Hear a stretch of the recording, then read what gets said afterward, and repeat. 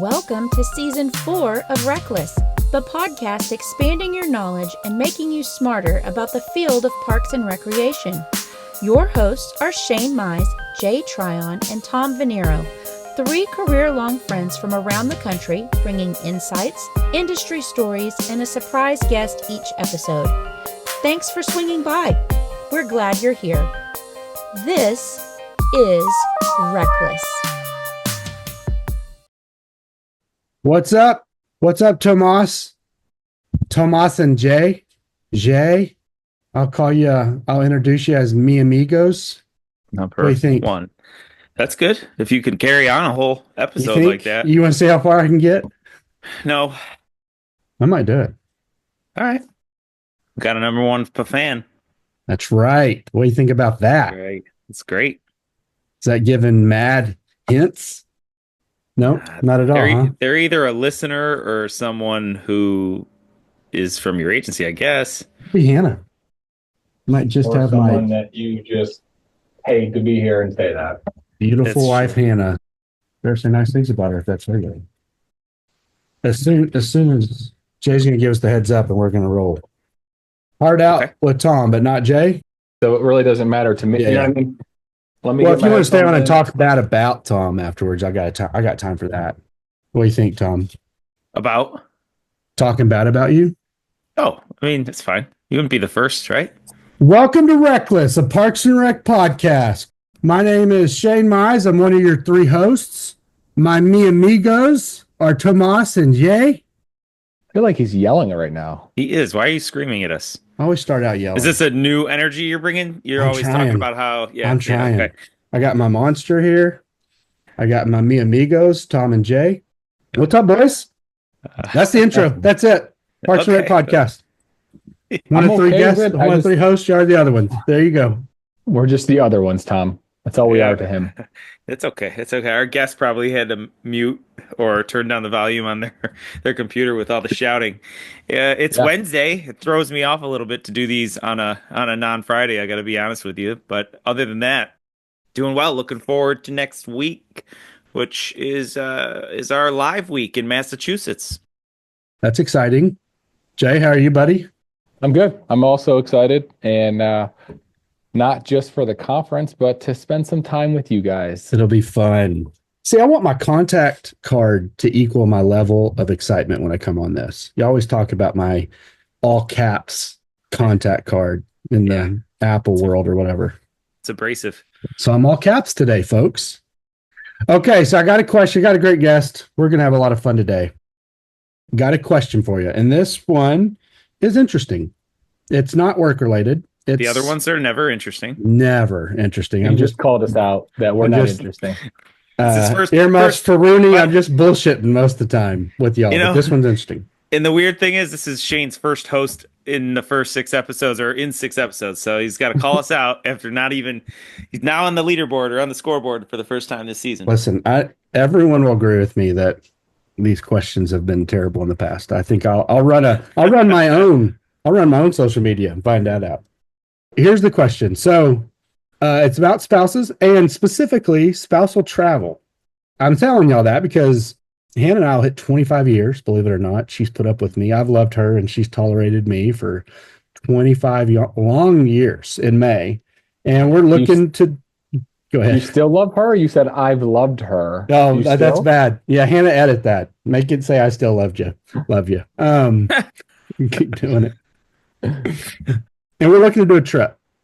Okay. And the problem with the trip is we've always traveled mostly how I like to travel, because when we don't travel the way I like to travel, I'm a raging asshole about it, as y'all can attest to.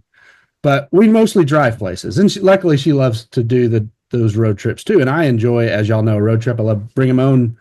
I love to road trip travel in general, but I like to bring my own creature comforts. I like to have my fan, my pillow. I like to have my maces that I swing and work out. I like to have my own food. I'm a creature of habit, I guess. And so what that does, though, is it makes it where if I ever wanted to go to a different part of the world that's not more than 6 or 8 hours away, it makes it tough, right?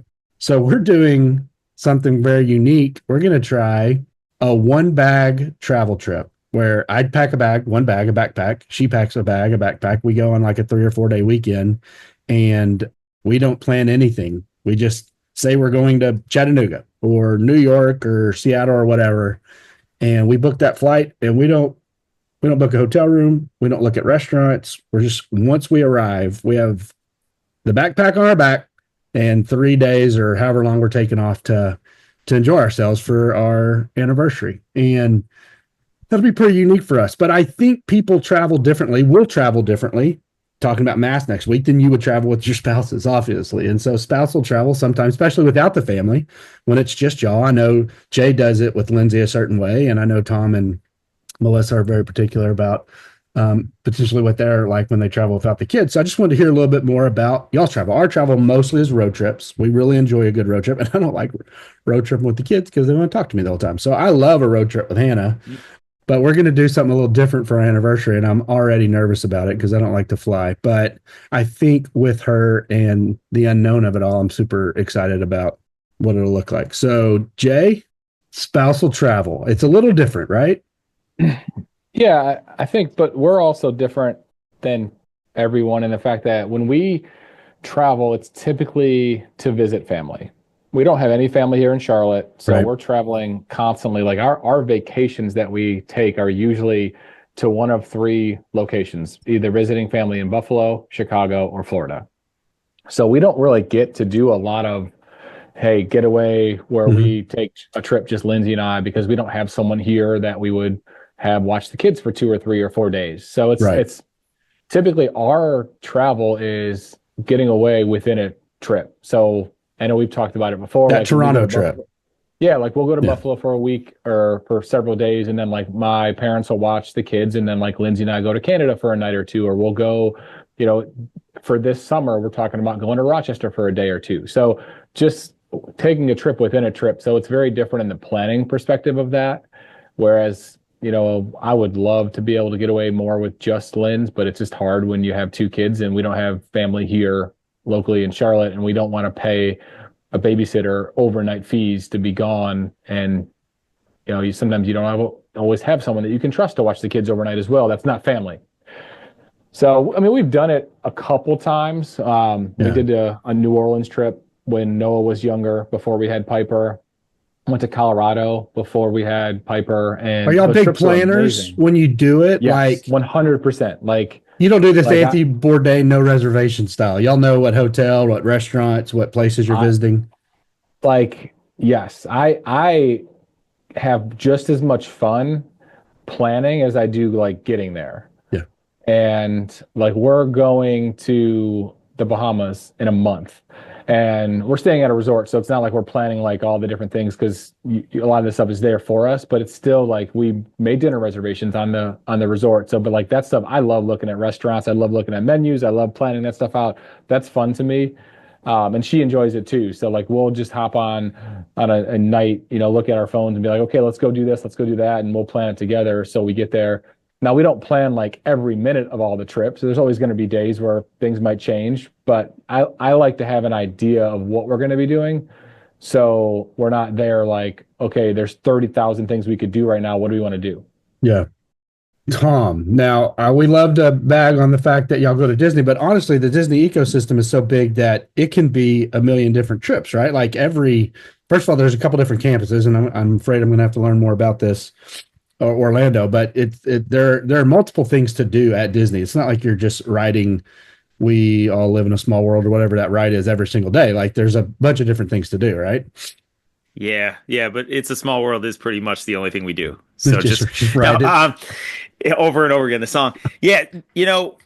First of all, I just want to say that we're all in different stages, which makes us very unique trio. That Shane, you're in the I would say past youth parenting stage, right? Oh, You got. I call them roommates now. Yes, you're in the roommate stage. Right.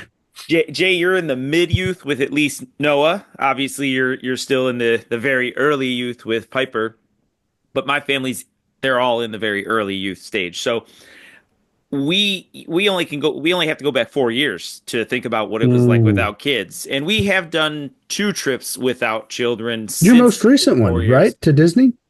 Just you and Melissa, right? No. The most recent one was with the family. So I'm not going to even touch too much on Disney, but Shane, you're right. It's a whole ecosystem. That's why we keep going back. There's hundreds of restaurants, hundreds of activities and different types of attractions. So it's something that's one of the reasons that it's really great for us, in addition to the feel and everything else that we take out of it. Are you a big planner?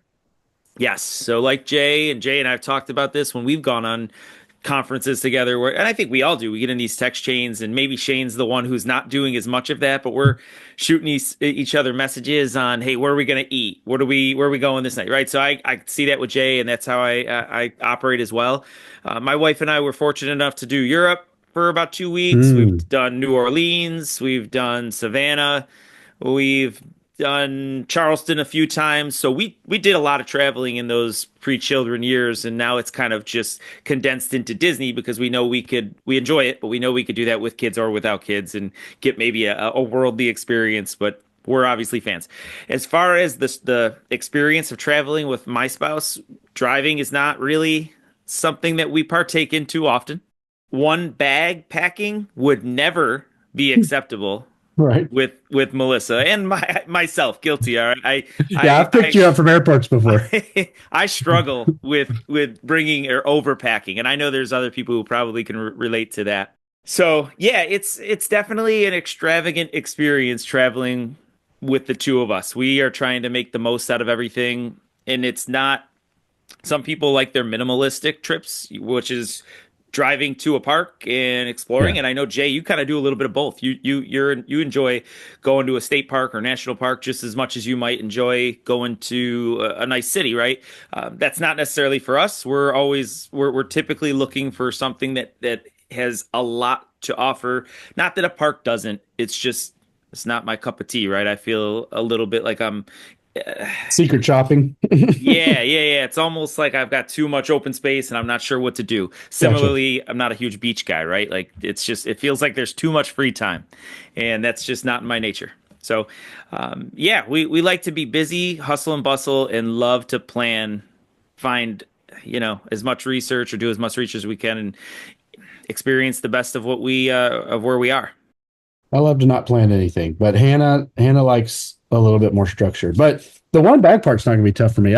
No one looks at me at conference and says, wow, this guy's got an outfit for every occasion. It's more like, does this guy have anything else but this shirt and this dumb pair of pants? But I do love to travel with my fan, and I love my pocket knife that y'all know I go everywhere with, and I like to drive it because I can't fly it, and I love my pillows, and all that stuff is going to be what stinks about this trip next week and anything else. A couple of years ago when we were at conference, I got ridiculed pretty bad because I brought a pillow with me, and maybe they just didn't know that you also did, but now everyone will know. They can laugh at you too for bringing a pillow.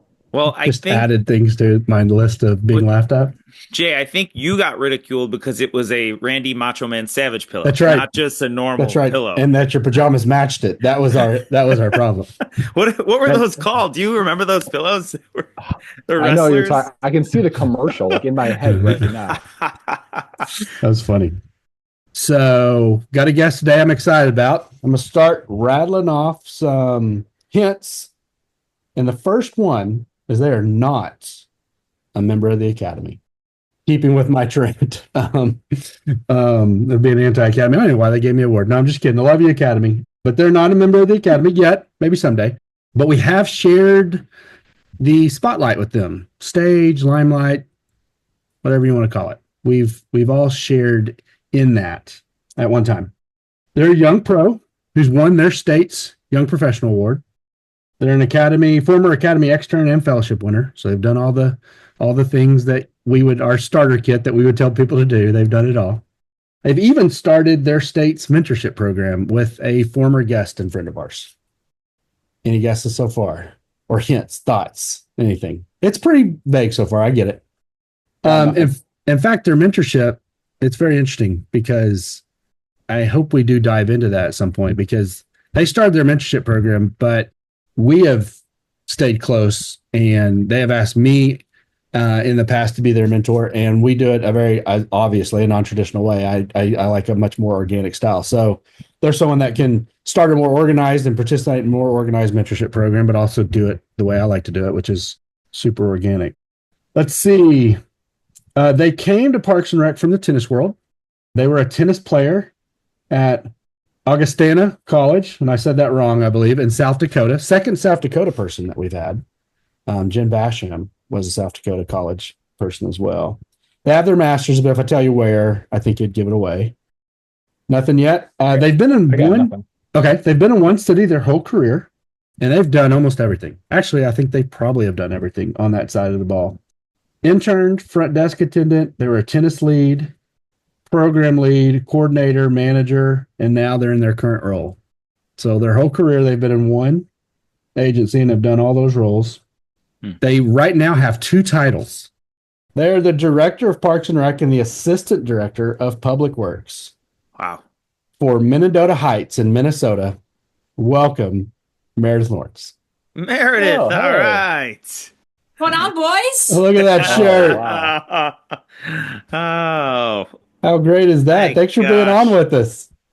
Thanks for having me. This is awesome. I'm super excited to be on the other side of a podcast and really honor and a privilege. I look up to all 3 of you, so this is going to be awesome. Well, not after this. Even that intro was pretty bad. It does, and you could have at least given us the fellow podcaster. Well, that would have given it away, I believe, pretty quick. Well, former. I don't think they have theirs up and running. # too soon. We met yesterday. We're going to be making a comeback, maybe. Nice. Love it. Love it. Well, I wanted to talk about mentorship, so I get to lead off, so let's do it. You have started with John Stutzman, the Minnesota's mentorship program, which I love. That was something that Jay is active in, and Tom essentially started on the young professional level when we were all starting the network, and both of them have really pioneered the way NRPA does mentorship. I do it a different way. And when I was up in Minnesota and we've had some interactions, you asked if I would be interested in being your mentor, and I was thrilled and honored to do so. But it's different, right? The way some more organic style, and sometimes we'll meet every Tuesday, or we'll meet every 3rd Thursday of the month, or we'll grab lunch, or and I don't do that, right? Reach out to me when you need me. Like I'm here when you need me. And I'm much better at when there's a need, or when you have a moment of friction or something, versus just telling me all your wins. I'm always like, oh, that's great, But that there's some whiplash there, right? If you're with someone that's a park and rec professional and you're getting some mentorship, and it's more structured than how we do it here when you and I are working on ours. So what are the pros and cons of both? If a young professional were to do what you did and reach out to somebody that you potentially wanted some sort of mentorship with, but you weren't paired with, how would you go about doing that? We'd just love to hear more about it. Meredith, it's okay if you don't like the style that Shane's bringing in there. We're going to have a live breakup. That can happen. That's fine. That would be huge for us ratings wise. It would. It wouldn't be the first time that we didn't like something he does. So a breakup now would be great for our Ratcheted TV listeners also. A live breakup. Mentorship has been huge for me. I did not go into college planning to do Parks and Recreation. I did not graduate hoping or planning to do Parks and Recreation. I am one of those that we all say fell into this role and took on a role in 2017 as a first job that I was probably over my head in. I was the only Parks and Rec staff for the city. And so for me, mentorship really was what I relied on in order to be successful. And I luckily had the confidence to go places. And when I heard someone speak or teach that I really liked, I wasn't afraid to reach out and say, hey, would you mind having coffee? One of the things I noticed in the field is that there are a lot of young professionals or just folks wanting to get in the field or starting that don't have that ability to find someone that's willing to help them. And so John and I really sat down together and said, how do we provide an opportunity for everyone to feel like there's a chance that they can find the help that they need? And also, how do we utilize those seasoned professionals that want to give back, don't know how to utilize their strengths as well? So we did build out a program for the state of Minnesota. We've had some really great participation, but really it is that formal program where you are signing up, you're answering questions about what you're looking for, how you want to communicate, how often you want to communicate. Same thing for the mentor. And then pairing people together. And sometimes it works and then sometimes it doesn't. But I'm a huge fan of mentorship in however and whatever form you provide it in. I think sometimes people just need the avenue to make it happen. And maybe that mentor doesn't work, but they've met someone else in the program that does. So again, mentorship's just been huge to me. And really, Shane, you've been someone that I met and saw. You have a really unique perspective and a unique way of doing things that I really look up to. And so I've been grateful for the people that have taken the time to help and invest in my career. And so now I feel like it's also time for me to start giving back to those that also need help. When you get the opportunity, as you continue to progress in your career, and you've got everything in front of you, you're doing everything that if you came to any of us at any time early in your career, you would be doing all the things. You've done all the things we would have told you to do. Like your resume reads exactly like we would try to have built that resume for you. It's incredible. When someone reaches out to you, which that'll be happening soon for you, and says, "Hey, I'd love for you to mentor me," do you think you'll be the more structured, the muscle memory of that day-to-day or that week-to-week type structure that a lot of people really do crave and appreciate, or do you think you would be a little bit more laid back? It's a great question. I think it's a lot of what is the person looking for, because I think every mentee is looking for something different. Some are looking for a reoccurring event on their calendar that if they have something to talk about, great. If they don't, they don't. Some are looking for that speed dial call of when things don't go their way or they don't know what to do. They want to be able to call right away. So I'm not opposed to a structured program by any means, but I also think there needs to be the understanding that you can reach out outside of the program and still get that help or that guidance that you're looking for. And before the guys hop in on mentorship, I think my struggle, and I think I've said it at times in the past with mentorship, is I feel like when people come to me, they're asking for, they're obviously wanting mentorship, but there are times that they're saying, "Man, this is the rub. This is what I'm going up against. What would you do?" And we've talked about on this podcast.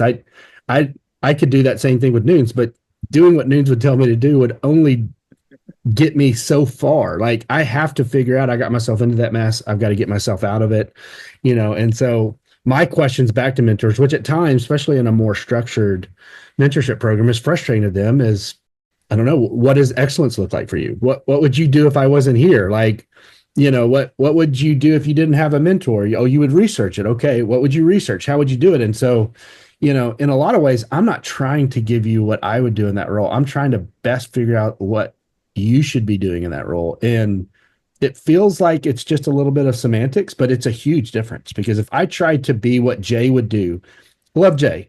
If I tried to do what Jay would do in a role, I don't think I would do it very well. First of all, I'm at the best going to be the second best version of Jay. Jay is obviously going to be better at what Jay does than I am, right? I'm trying to be Jay while doing whatever I am in Pflugerville. That's not going to work out well. And so, but I do feel at times that my problem with mentorship at times is you see someone under Jody Adams, and now that's Jody Adams Jr., and there's nothing wrong with being Jody Adams Jr. What a great person to be, emulate. But people start to say, this is what Jody would do. And it's like, no, I don't even think Jody wants you to do what Jody would do. You know what I mean? So that's always my concern with this, is how far away it gets from what you need in the role you're doing, not what we would do in the role you're doing. Well, and I think there's two things that have been said that I want to touch on. And the first being what Meredith was talking about, every mentor program, every mentor you're going to be paired with is going to be different. So like, you may have someone that wants that like regular scheduled monthly meeting, monthly call, just to go through like day-to-day operations. Or somebody may be wanting that more, hey, can I call you in a pinch because I need to understand how to tackle this problem? And people that sign up for mentor programs are searching for a mentor. Like, you need to understand that. Like, that's a key thing to know, that every outcome is going to be different. Mm-hmm. What you gain from it is going to be what you put into it, which is really important to know too, because you can't just expect if you're not putting time and effort into it.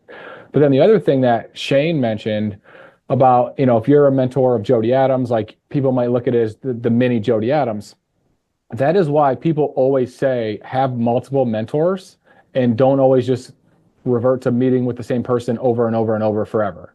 And I think a lot of us, on this call right now and others that I've talked to, like, you might have 3 or 4 different mentors at any points of your career, for different reasons, and you can always fall back on them depending on like that style that they're looking for, that you're looking for. But it is so much in your benefit as a professional of any age, whether a young professional, seasoned professional, to always have more than one person that you can rely on to talk to. Because if it is only one person, it's only one perspective, and it might only be one experience that they've ever gained, depending on what level of career path they've taken. So the more people you can pull from, it's just going to help you grow professionally, and it's going to help that person too, because it's a two-way street. Like so many times you see someone like, well, like what can I give to someone if I sign up in this, and what other end you're getting from it? But the mentor and the mentee, they always learn from each other in different avenues. Yeah, mentorship, just to close on that, you all hit everything. I would just equate it to those different styles of being a student your entire career, your entire life, whatever it is that you're doing, you're a student, right? And so if I'm looking at presentations and I'm just kind of a student of all these different presenters, or I'm at conferences and I'm trying to bring things back to my department, I'm continually taking the best, or what I feel is the best version of every one of those sessions. And mentorship is the same way.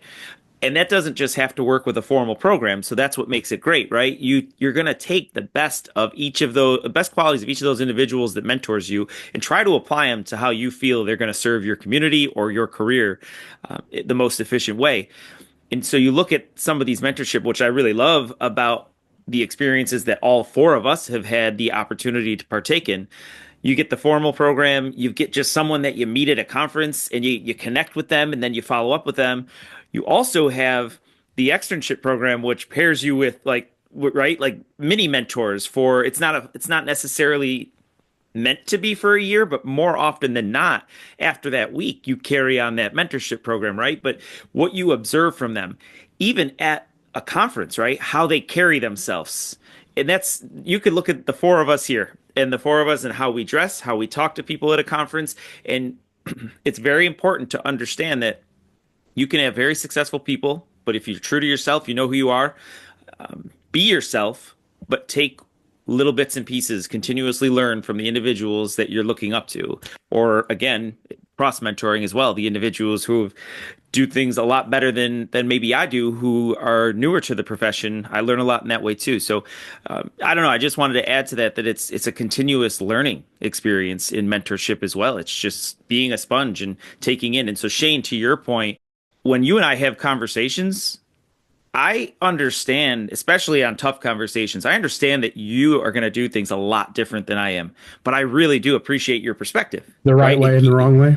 Well, I don't believe in that. I think there's an A and a Z and a lot of ways to get from A to Z.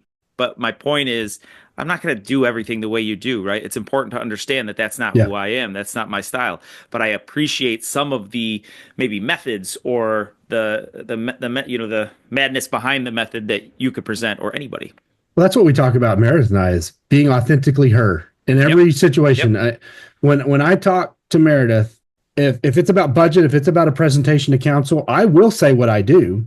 I will say, this is how I present to council, and I use heavy photos, and then I'll send that video, that 20-minute video, to Meredith, and then I'll say, that's how I do it.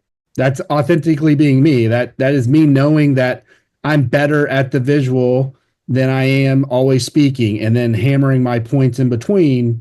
If I was a Neeley type speaker or a Jason Mangum type speaker, I'd probably just get up there and speak with no photos, right? Because that's being authentically them. And so, I'm constantly reminding Meredith and the other folks that I get a chance to mentor is that this is what I would do, but I'm not saying you should do that. This is why I do it. Find what makes it authentically you, and then pursue that. That's the best opportunity for you to succeed, is being authentically you in those moments. You bring up an interesting point, Shane, because I'm in my office today, and you don't know this, but I have a screenshot of a message you had sent me once that I look at regularly when I get into situations where I just don't know how do I react. And the end of your message says, never go off brand of being exactly the opposite of everyone else. That's why you are there. Do not abandon the only thing that others can't be, and that is you. And so that's one thing I've learned a lot from you, is that I'm going to go my own path. I'm going to do it my own way. It's not going to be Shane's way. It's not going to be Jamie Sabak's way. It's not going to be Tom's way. It's not going to be Jay's way.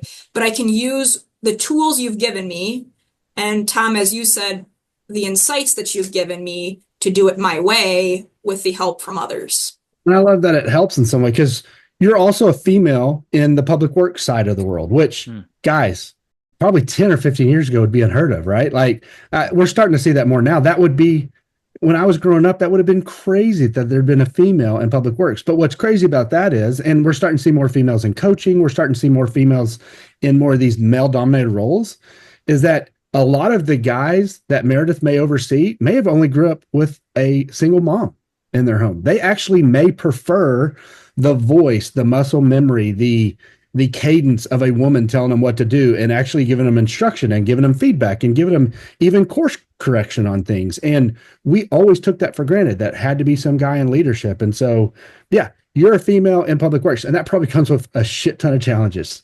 Hashtag earmuffs for Rooney. You know, that I guarantee you that comes with challenges, but it also makes you very unique, that you may have a pathway to connect with one of those big burly men that may have grown up with a mom or a grandmother or an aunt that no one else could connect to in that way. And so you have to just be you in those moments.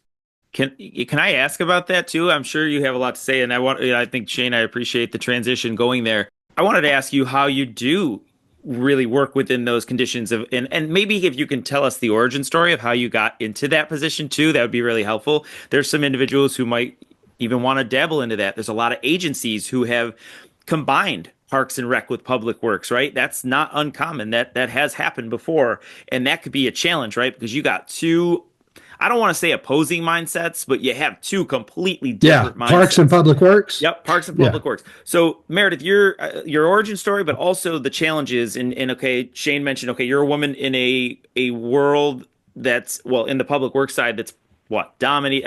I don't know the statistics, but it's got to be what, maybe 1 out of 20, out of, who knows? You know, it might not even be. So that's obviously one challenge to begin with. The other challenge that I really wanted to talk about today is the mindset. Parks and Rec individuals, and there are some great public works people out there, but they're two different jobs. Parks and Rec team members are, you know, they're out there trying to provide this experience, and you've gone to the conferences and you've seen the way that they interact. I'm assuming you've gone to some public work conferences, and the language is different, the interactions are different, the mindset. I would love to hear more about that. My origin story is an interesting one because, as Shane said, my time has all been with Mendota Heights, which I think is a huge benefit, and I think at other times is a detriment to me because you've seen one way of doing things. But when I started with the city in a full-time position as a recreation program coordinator, our team was under the admin team. So I reported to the assistant city administrator at that time. It was just me in Parks and Recreation, but really focused on recreation and golf course management. And when I took the job, we did not have a full-time golf course person. And so I was out digging holes, learning how to change irrigation heads. I was doing a lot of public works types positions because there was no one else to do it. And so that position evolved a few years back when our assistant city administrator, who I reported to, became city administrator, and we added a Parks and Recreation manager position. And she said, I want a better connection between Parks and Recreation and Public Works. And so at that time, she built out a division where our Public Works director, I would say, is probably more of a community services director. He oversees all non-police and fire external services. So that's public works maintenance and operations, engineering, natural resources, facility management, community economic development, planning and zoning, parks and recreation. So we are all under this division. And the goal was really to try and improve communication. I will always remember one of my first years here, our assistant city administrator at the time, now city administrator, really took a chance on me in a position I probably shouldn't have had, and always said to me, you know, believe in yourself, push forward. And always, she really ingrained in me the quote that I still to this day remember is, figure it out, find a way. I overheard her one time having a conversation with our city minister saying, this girl will someday be a public works director. And he had said, okay, I think there's a large belief in the world that you have to be an engineer, which I'm not, but it's the leadership piece that she really finds value in. And so last April 2024, I was promoted to Parks and Recreation Director and Assistant Public Works Director, really trying to bring that cohesion of people together. As a former athlete, teamwork is at the forefront of everything I do. It's what I believe in as the most critical way to bring departments together. And so that's where that piece came in of we're starting department meetings where we all bring our items together and ask, how can we collaborate? We're communicating better. I had a really close connection with the public works maintenance team from the beginning because I was doing field and facility reservations and needing them to prep fields. And I was dealing with park development items that I needed their input on. And even with spraying chemicals at our golf course, I didn't have a chemical applicator's license. So I've been very close with them. I've worked really well with them, but this is kind of that next step in my career. And it's really been exciting for me. A lot of people have asked, do you really want to do this? And I get bored really easily. I don't like to sit and do nothing. And so for me, it's been a new avenue to try something new, to learn something new. Being a female, I think in the public works world can be a challenge. I've actually been lucky to get in the Public Works Association realm.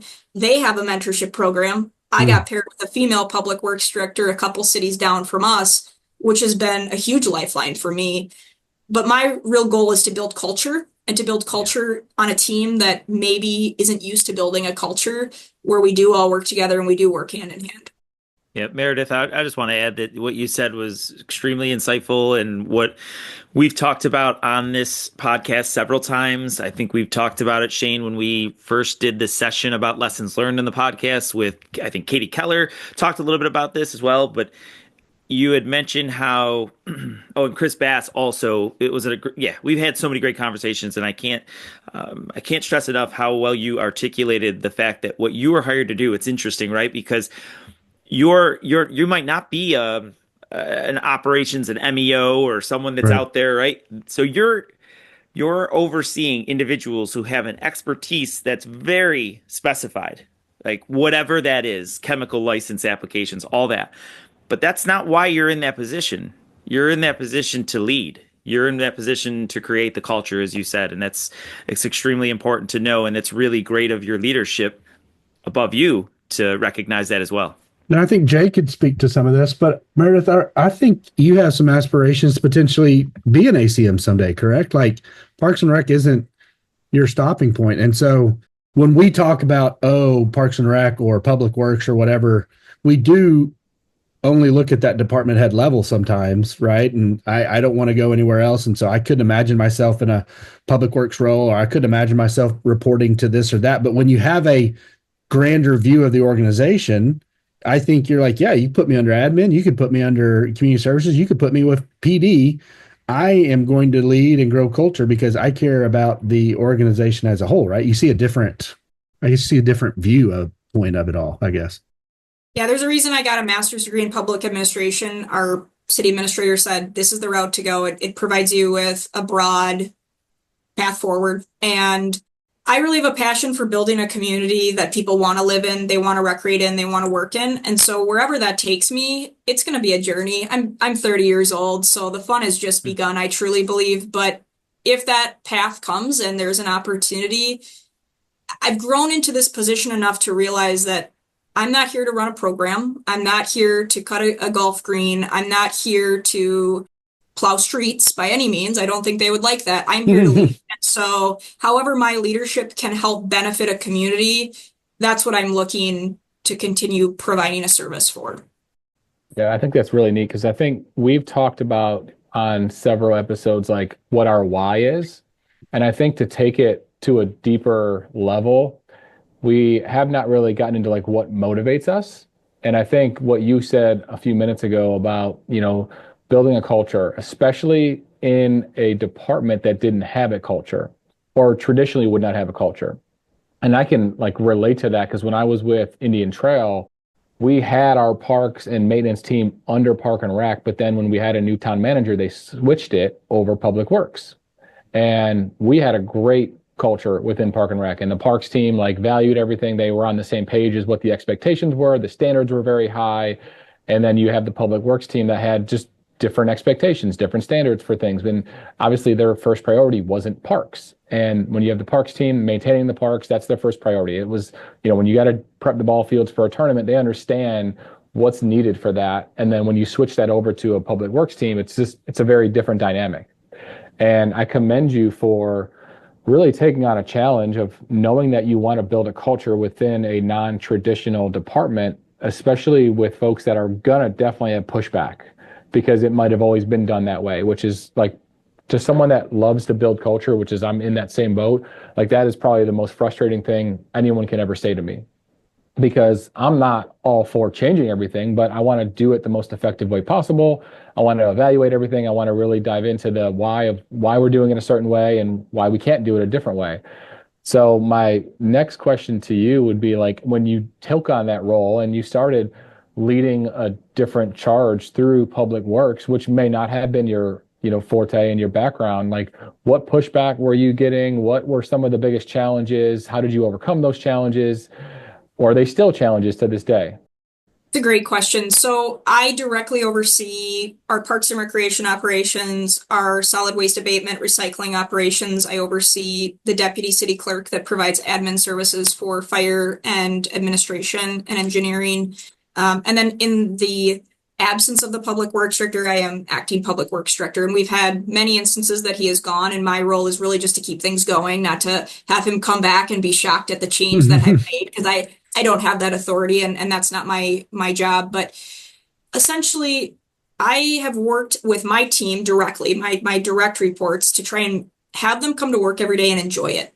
I want to come to work and have fun. I want to come to work and be respected. I want to be appreciated. I want to be valued, and they deserve that same thing every day. And so my mantra for them has been, I want to give them the tools to be successful, to move on if they want to move on somewhere else, but I want to make a culture that they don't want to leave because they love Mendota Heights so much. And that's what I've been given. I've been given the tools to go elsewhere, but I don't want to, because I love what I do and I love who I do it with. And so I'm trying to bring that same passion, that same teamwork, that same we work hard, we play hard mantra to all of our divisions within our public works team. And that's harder in some divisions than others. Some teams are not doing the fun things that we get to do, right? Sewer work is not always exciting. I will be the first to say that. But I think what I'm trying to do is bring forth a culture where we communicate really well. We communicate our successes, but we also communicate our challenges. So we come together and say, how can we help each other? So in Development Review Committee, what can Parks and Recreation do for planning? What can Parks and Recreation do to help with street projects and communications? One large piece of my job description is community engagement. So how can I help you as an engineer that maybe doesn't do a lot of community engagement to make that unique? The pushback obviously is there. I think anytime you bring change is hard. We're implementing a new tee time software at our golf course, and that was the first thing I said to our recreation facilities coordinators. Change is hard. You are going to get pushback. But if we go into it with a positive attitude saying, we're going to do this, we're going to do it together, and we're going to be successful, that's where I think we will see positive culture change. And with all of our divisions, I want them to feel that they are appreciated, they're valued, and they're respected. We're not always going to agree. Disagreement, I actually think, is really healthy in the work world. I think we have to come to that agreement that it is. But pushback is always going to happen. And I am grateful my team, my direct reports are on board. They've jumped on board and they're like, buckle me in and let's go. I'm ready for the ride. So mindset is huge. I think it's either you come in with a positive attitude saying we're going to do this, or you come in saying it's going to be horrible and I got forced to do this. And that's not how I do things. See, guys, she says we can disagree and it's good. That's not bad. No, she's spot on. I did a session during SMS about culture, and I had like 2 or 3 slides on perspective, because like when you have attitude that is one way and you're trying to change the viewpoint or change the perspective, like you have to have people look at things through different lenses. And it's not always easy, but Shane and I have talked about this. Shane looks at things differently than I do, but like we may disagree, but we're still coming to the same conclusion of like what's valuable, what's important, and we have the same beliefs. It's just that those steps to get there, and Tom mentioned it earlier, like A to Z is going to be different ways to get there, but allowing people to have that perspective, allowing people to see through a different lens, and allowing people to voice their opinion. Like you can't just come in and like change a culture without allowing them to speak up and have a say in it, because then you're not going to get buy-in and you're going to have an attitude from the staff that they don't feel supported. Meredith, SMS is Shane my school. I let Jay speak at a school that I own. It's kind of like a work study thing, and he does a pretty good job. Yeah. There was one person there, and it was Hannah Mize. That's right. She's like, why is he the way he is? Another thing that I could have mentioned in the intro is that you're a huge Working Genius nerd, thanks to one of our previous guests, Annie Frizzoli. Have you been able to implement that into any of your culture things? Yes, Annie is my homegirl. I really enjoyed meeting Annie, learning from Annie, and we went to a session of hers that she did Working Genius. John and I were actually at a table together, and my passion for Working Genius was really grown there because I was like, all right, I've been hearing a lot about this. I got to give it a try. So our team has done it. We've done the mapping. We've sat together. We've discussed it. They've really enjoyed it. I think we have very different people that work on our team, and that's why I think we're successful, because we see things very differently. And to Jay's point, I encourage them to bring forth their ideas and their thoughts. May not be the way we move forward, but they are thinking of things and ways of doing things that I have never thought of, and their ways may be better than what I'm thinking of. So my genius is galvanizing and discernment. Competency is enablement and tenacity. And frustration is invention and wonder. WI. No, Yep. That's awesome. makes you a good pair with Shane. Can I ask you a question about implementing that with your team? How vast do you go? How far do you go? And that's something that we're working through right now. And so every division, just the rec division, or are you looking at public works as well? I'm just curious to how you've made it work. So as of now, our rec team, my direct reports were the first ones to take it.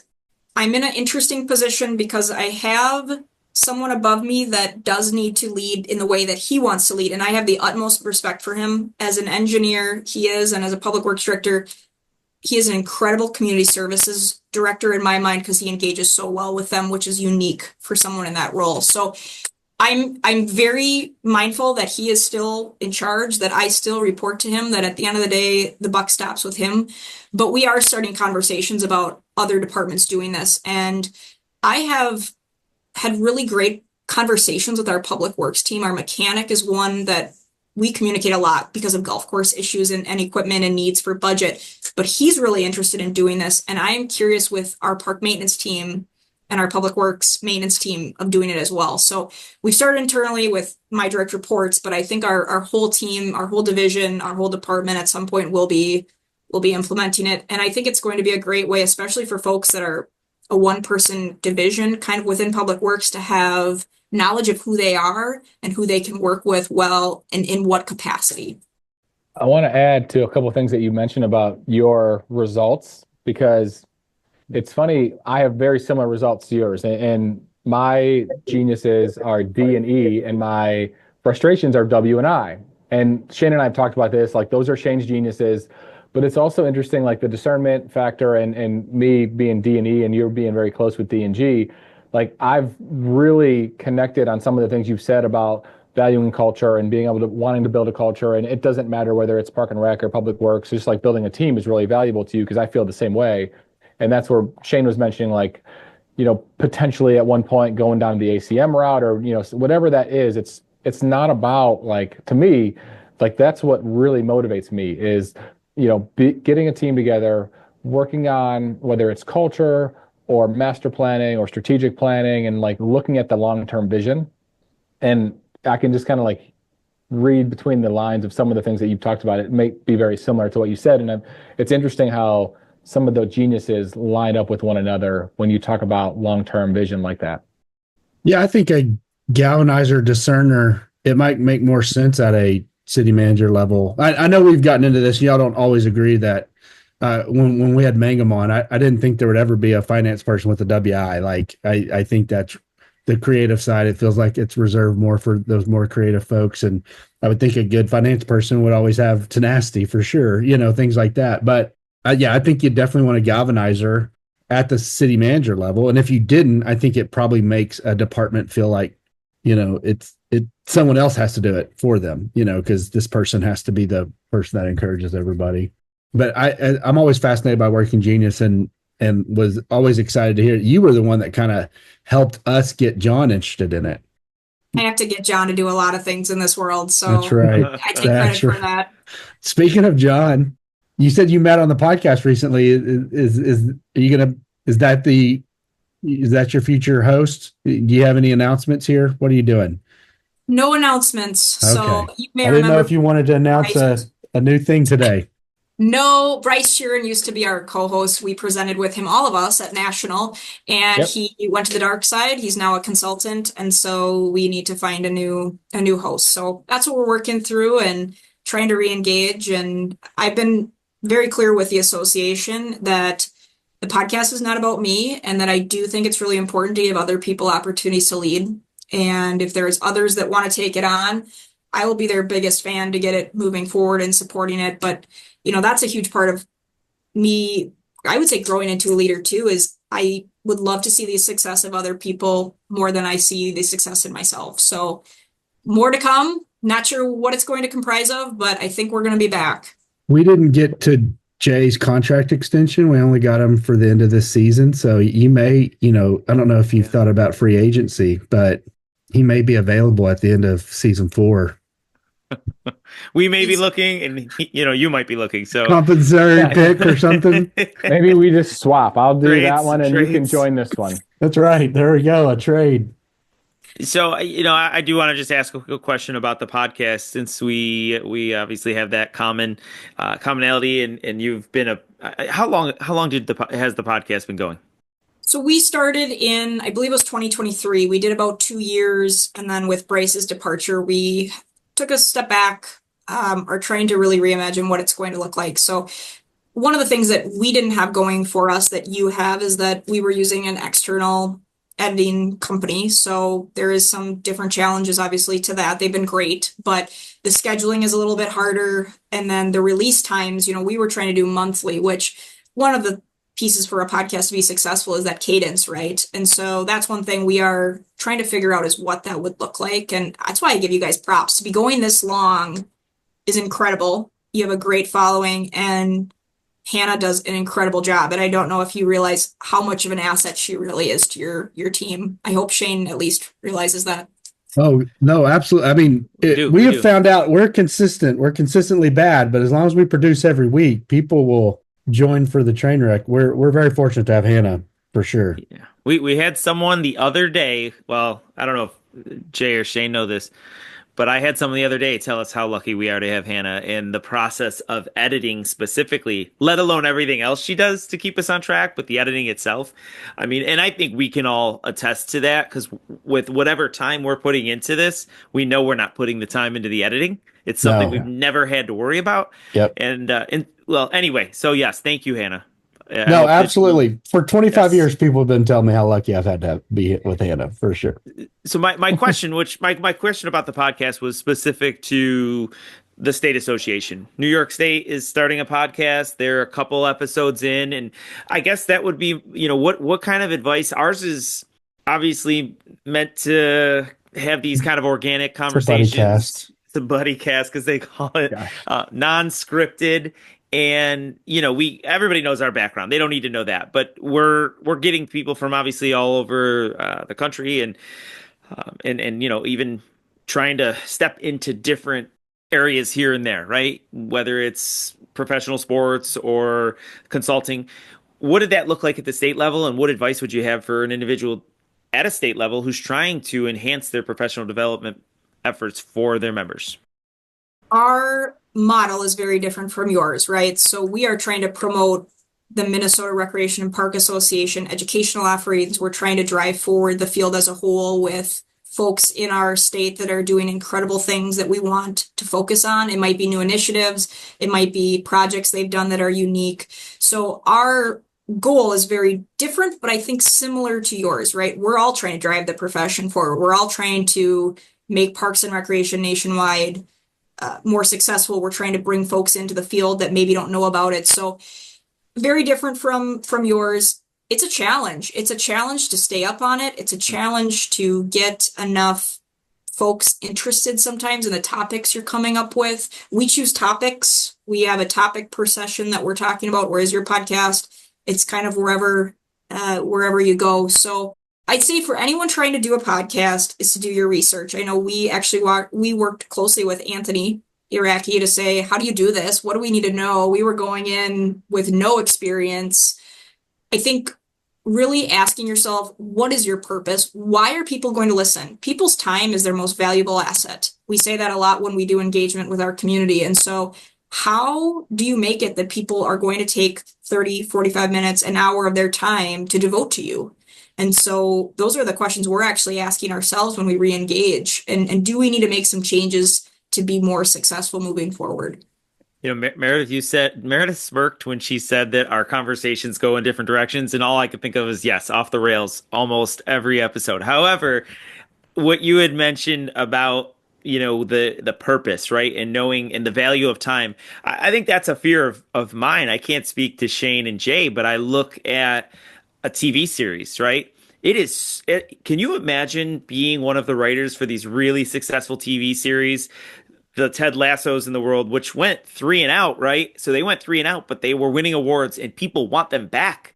How many of those TV series or whatever podcast does someone get a few listens in or a season in, and then it just fades off, right? And so that's got to be for us what I've experienced. I feel like that's a huge challenge, is keeping the relevancy and the time and the commitment to go and try to offer an episode every week with a couple weeks off here and there. It's definitely somewhat of a grind, to do what we are trying to accomplish here. But at the state level, at least, I can say that when we did that session at National, I don't know if you all remember, there was individuals, we had time for some Q&A. Majority of those individuals said we're thinking of starting one at our state level. And that's why I felt like that was a really interesting question to ask, because that was a room of 100 people, right?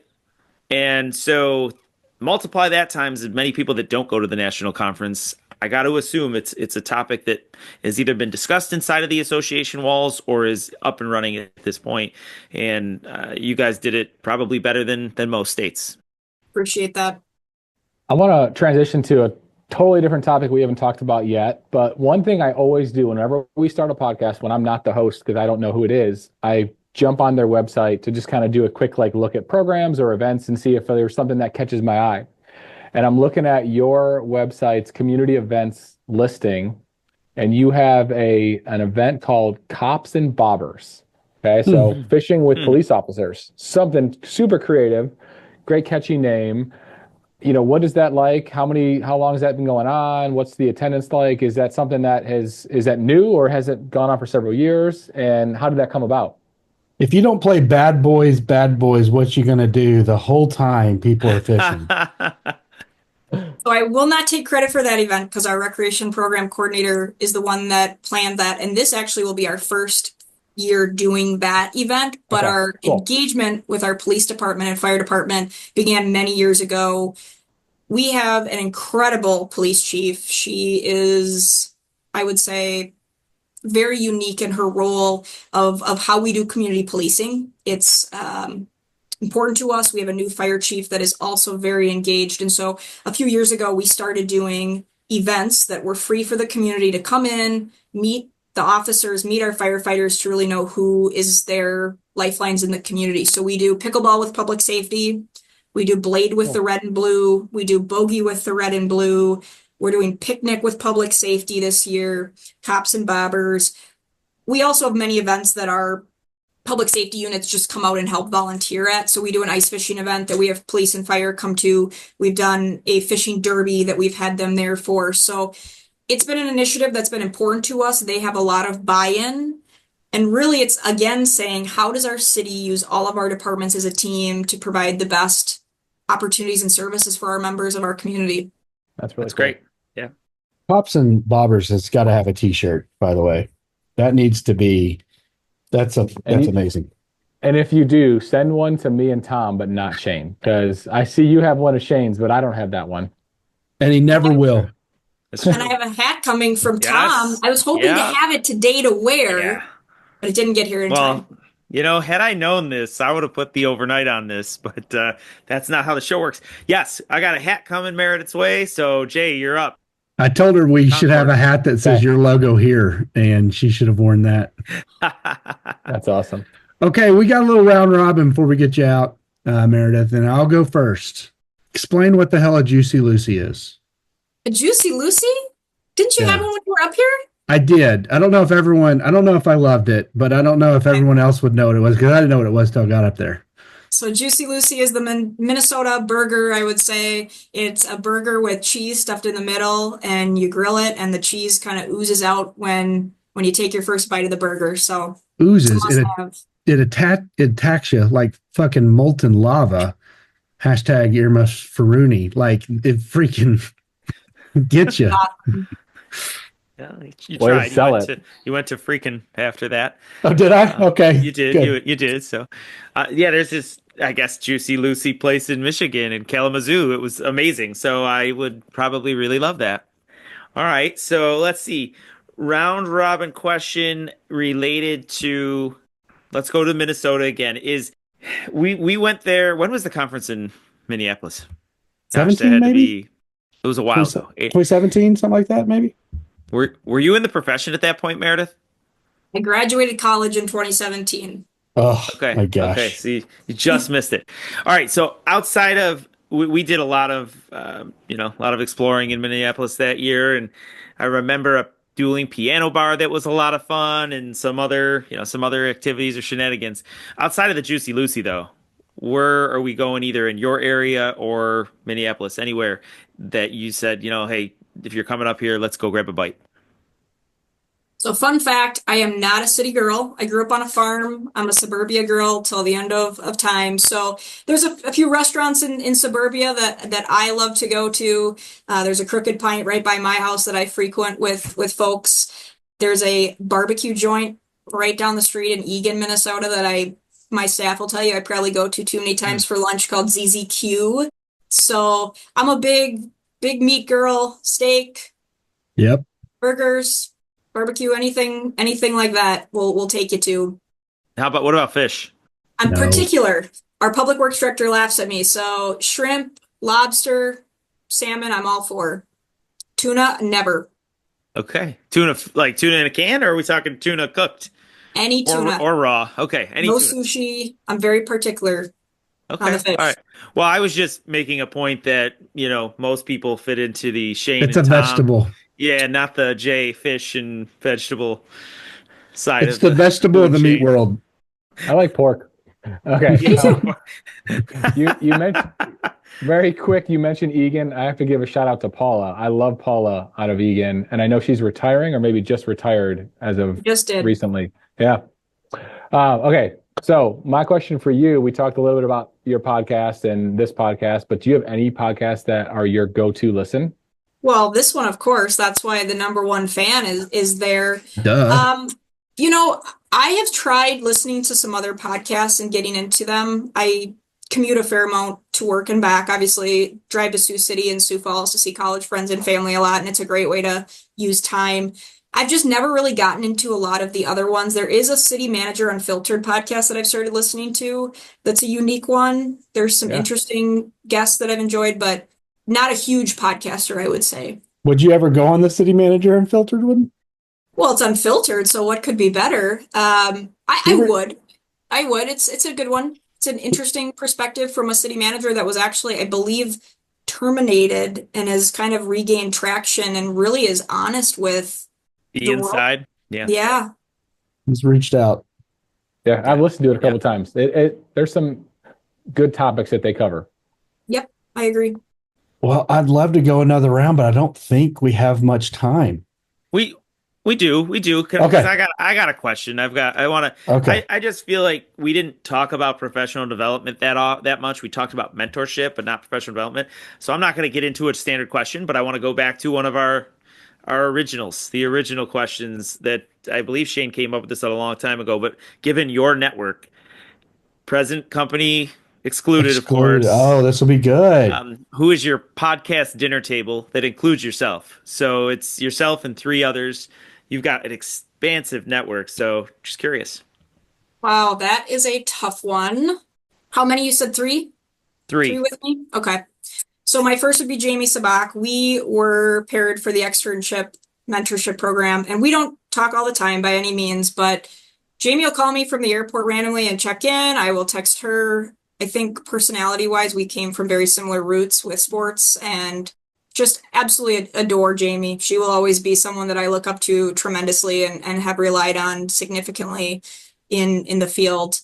So this is a tough one because there's a lot of good people out there. Annie Frizzoli is another. Annie came up a few months ago to the Twin Cities to present, and we had an absolute ball. We had such a good time that I completely dropped her off at the wrong airport. So that was an issue. But and I could see that. I could see that. I had a chance to eat dinner with Annie a couple weeks ago, and you just get lost in conversation and everywhere. She's awesome. And we had her obviously as a guest too. All right, number 4. Got one more. 4 is a tough one for me. I would say that because of my tennis background and conversations we've had in the past, Jody Adams has always been someone for me that has had a unique upbringing. She's got an interesting group of folks that she knows. I mean, Billie Jean King is, if you play tennis, that's the GOAT of tennis, right? So I think Jody for me would probably be another to bring for 4 women that That's a badass table. Yeah, it is. Cool. strong, resilient, and passionate. I'll bust that table or be the waiter or whatever just to glean some of that. That's a good table. So I'm going to hold him to this the next time I see him. It's a strong table. It Okay, is. if we are going around one more time, we talked about travel. Where was a favorite spot you've ever visited? Favorite spot would be Puerto Rico. Our tennis team did a annual spring break trip where we would actually go play, and we did Puerto Rico twice, and absolutely incredible experience. Are you still playing tennis?